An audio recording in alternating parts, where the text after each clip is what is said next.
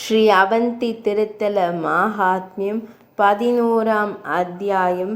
வித்யாதர தீர்த்தத்தின் மகத்துவம். சனத்குமாரர் கூறினார், இனி வித்யாதரரின் தீர்த்தத்தை நான் விவரிக்கிறேன். அங்கு புனித நீராடி தூய்மை அடைபவர் வித்யாதரர்களின் இறைவனாக மாறுவார். வியாசமா முனிவர் கூறினார், பெரிய முனிவரே, இந்த தீர்த்தம் இங்கே புனித தலத்தில் எப்படி உருவானது? பெரிய பிராமணரே, இதை விவரிக்க மகிழ்ச்சி அடையுங்கள். இப்போது அதை கேட்க நான் விரும்புகிறேன்.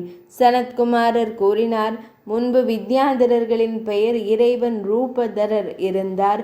பாரிஜாத மலர்களால் ஆன ஒரு அழகான மாலையை அவர் மாலை அணிவித்தார். அவர் மாலையை வாசவரின் தேவேந்திரனின் இல்லத்திற்கு எடுத்து சென்றார்.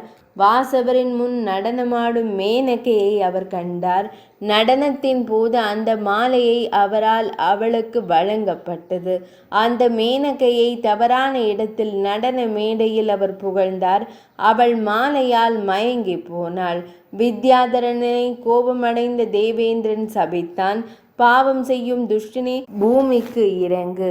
நீ நடன நிகழ்ச்சிக்கு இடையூறு விளைவித்து விட்டாய். என்னுடைய இந்த சாபத்தால் இப்போது வித்யாதரனின் அந்தஸ்தை நீ இழப்பாய். சக்கரனால் இவ்வாறு கூறப்பட்ட போது வித்யாதரன் இந்த வார்த்தைகளை கூறினான், பகவானே, இந்த குற்றம் நான் அறியாமல் செய்தேன். எனவே என்னை மன்னித்து ஒரு உதவி செய்வீராக. இவ்வாறு கேட்டுக்கொள்ளப்பட்ட போது சக்கரன் வித்யாதரனிடம் கூறினான், இப்போது அவந்திக்கு செல். அங்கே கங்காதி என்ற ஒரு குகை உள்ளது. அதன் வடக்கே ஒரு சிறந்த தீர்த்தம் உள்ளது.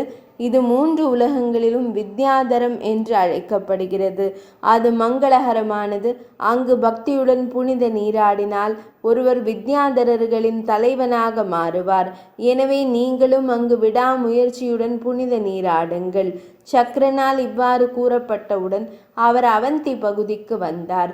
அந்த அழகான தீர்த்தத்தில் அவர் புனித நீராடிவிட்டார்.